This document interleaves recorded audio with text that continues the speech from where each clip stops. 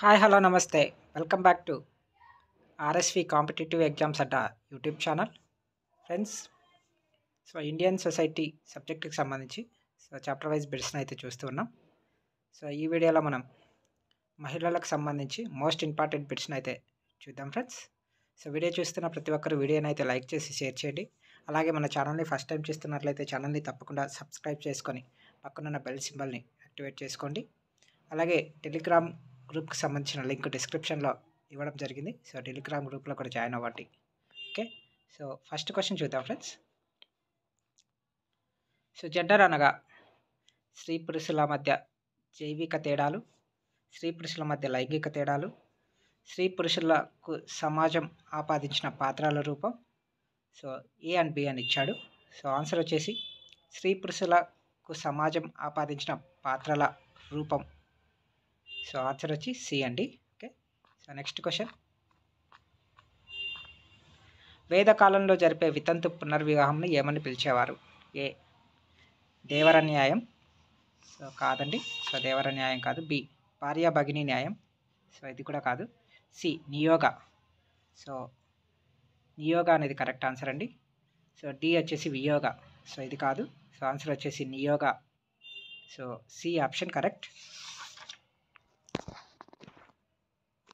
వేదకాలం నందు వితంతు పునర్వివాహాలను నియోగ అని పిలిచేవారు ఫ్రెండ్స్. ఓకే,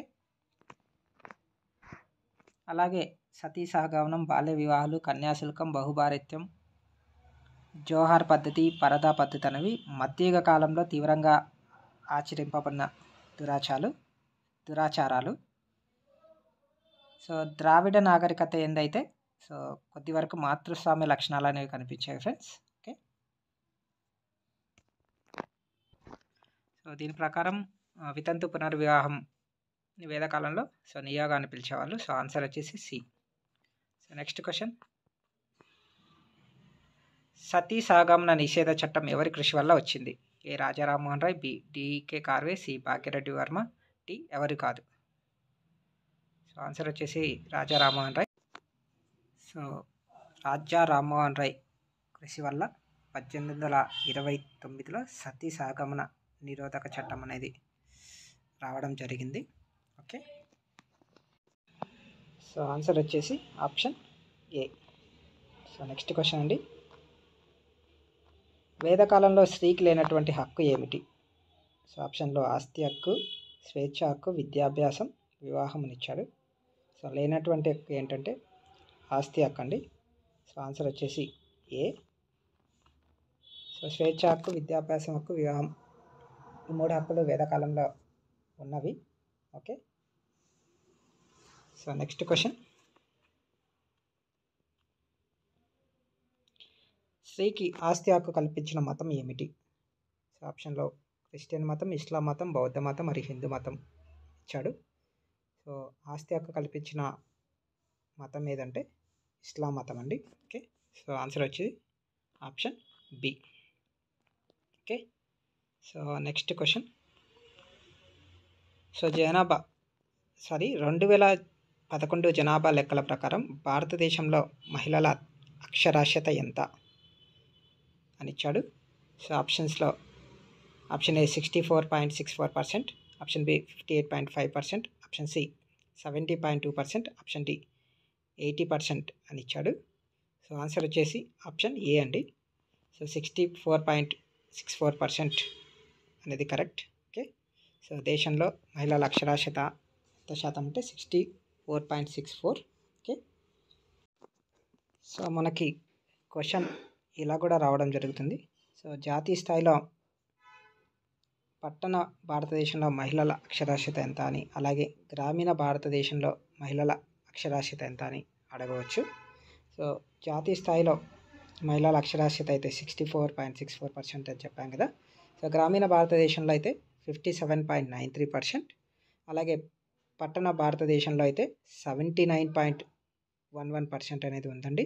ఓకే, అలాగే మహిళల అక్షరాస్యతలో మొదటి స్థానంలో ఉన్న రాష్ట్రం ఏది అని అడగవచ్చు. అది వచ్చేసి కేరళ అండి. 92%.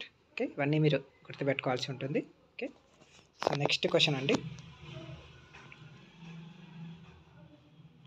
స్వాతంత్రం అనంతరం స్త్రీ అంతస్తు పెరగడానికి కారణాలు ఏమిటి? ఏ. ప్రత్యేక చట్టాలు. బి. ప్రత్యేక విశ్వవిద్యాలయాలు. సి. విద్యా ఉద్యోగాల్లో రిజర్వేషన్లు. డి. పైవన్నీ. సో అని ఇచ్చాడు. సో ఆన్సర్ వచ్చేసి పైవన్నీ అండి. సో స్త్రీల అంతస్తులో పెరగడానికి కారణం స్వాతంత్రానంతరం సో వారి కోసం ప్రత్యేక చట్టాలు రూపొందించడం, అలాగే ప్రత్యేక విశ్వవిద్యాలయాలు అనేవి ఏర్పాటు చేయడం, అలాగే విద్యా ఉద్యోగ అవకాశాల్లో రిజర్వేషన్లు కల్పించడం ద్వారా సో వారి యొక్క అంతస్తు అనేది పెరగడం జరిగింది. Okay, next question friends. Global gender gap report 2023 ప్రకారం ఇండియా ఎన్నవ స్థానంలో నిలిచింది? ఆప్షన్ ఏ 120 అని ఇచ్చాడు, ఆప్షన్ బి 125 అని ఇచ్చాడు, ఆప్షన్ సి 127 అని ఇచ్చాడు, ఆప్షన్ డి 130 అని ఇచ్చాడు. సో ఆన్సర్ వచ్చేసి ఆప్షన్ సి అండి. So global gender gap report 2023 ప్రకారం సో ఇండియా 127వ స్థానంలో ఉంది. సో మొత్తం 146 దేశాలకు గాను 0.643 స్కోర్ చేసి 127వ స్థానంలో నిలిచింది ఫ్రెండ్స్. ఓకే, సో ఇందులో మొదటి స్థానంలో ఉన్న దేశం వచ్చి ఐర్లాండ్, అలాగే చివరి స్థానంలో ఉండేది ఆఫ్ఘనిస్తాన్. సో ఇవన్నీ గుర్తుపెట్టుకోవాలి. Okay, so global gender gap report అనేది లేదా లింగపర వెనుకబాటు నివేదిక అనేది సో 2006 సంవత్సరం నుంచి వరల్డ్ ఎకనామిక్ ఫోరం వారు రూపొందించడం జరుగుతుంది. సో 0 నుండి 1 వరకు స్కోర్లను కేటాయించి వీటి ఆధారంగా ర్యాంకులను తయారు చేయడం అనేది జరుగుతుంది friends. Okay, so next question అండి. 2011 జనాభా లెక్కల ప్రకారం లింగ నిష్పత్తి ఎంత? సో ఆప్షన్స్ వచ్చి ఏ 243, బి 943, బి 998, సి 950, డి 945 ఇచ్చాడు. ఓకే, సో ఆన్సర్ వచ్చేసి సో 943 అండి. Option A is the correct answer. So లింగ నిష్పత్తిలో మొదటి స్థానంలో ఉన్న రాష్ట్రం అయితే కేరళ అండి. సో 10084తో. అలాగే లింగ నిష్పత్తిలో చివరనున్న రాష్ట్రం వచ్చేసి హర్యానా. సో 877తో, అంటే 1000కి గాను 877 మంది ఉండడం ఉందండి. ఓకే, అలాగే లింగ నిష్పత్తిలో మొదటి స్థానంలో ఉన్న యూటీ ఏంటని అడగొచ్చు. సో పుదుచ్చేరి అండి. అలాగే లింగ నిష్పత్తిలో చివరి స్థానంలో ఉన్న యూటీ ఏంటంటే డామన్ డయ్యూ. ఓకే, ఇవన్నీ మీరు సో గుర్తుపెట్టుకోవాల్సి ఉంటుంది ఫ్రెండ్స్. సో 2011 జనాభా లెక్కల ప్రకారం లింగ నిష్పత్తికి సంబంధించి. ఓకే, అలాగే భారతదేశంలో బాలల యందు లింగ నిష్పత్తి అండ్ గ్రామీణ భారతదేశంలో బాలల యందు లింగ నిష్పత్తులు కూడా గుర్తుపెట్టుకోవాలి. సో భారతదేశంలో బాలల యందు లింగ నిష్పత్తి వచ్చి 918, 0 నుండి 6 సంవత్సరాల మధ్య ఉన్నవాళ్ళు. సో గ్రామీణ భారతదేశంలో బాలల యందు లింగ నిష్పత్తి వచ్చి 923, పట్టణ భారతదేశంలో బాలల యందు లింగ నిష్పత్తి వచ్చి 905 ఫ్రెండ్స్. సో అలాగే బాలల లింగ నిష్పత్తిలో మొదటి స్థానంలో ఉన్న రాష్ట్రం మిజోరాం, బాలల లింగ నిష్పత్తిలో చివరిలో ఉన్న రాష్ట్రం హర్యానా. సో ఇవన్నీ గుర్తుపెట్టుకోవాలి. ఓకే, సో నెక్స్ట్ క్వశ్చన్ అండి. ఆంధ్రప్రదేశ్లో పట్టణాలలో లింగ నిష్పత్తి ఎంత అని అడిగాడు. సో ఇక్కడ డైరెక్ట్గా సో టోటల్గా అడగకుండా పట్టణాలలో లింగ నిష్పత్తి ఎంత అని అడిగాడు. సో ఆన్సర్ వచ్చేసి ఆప్షన్ సి అండి, 1004. సో మామూలుగా అయితే so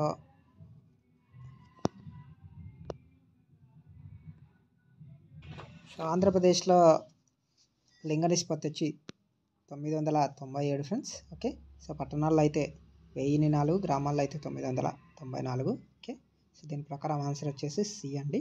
okay, so next question. So క్రింది వానిలో సరైన వాక్య ఏది అని అడిగాడు.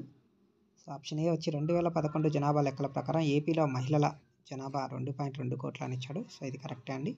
అలాగే 2011 జనాభా లెక్కల ప్రకారం ఏపీలో లింగ నిష్పత్తి 1000కి 997 అని ఇచ్చాడు.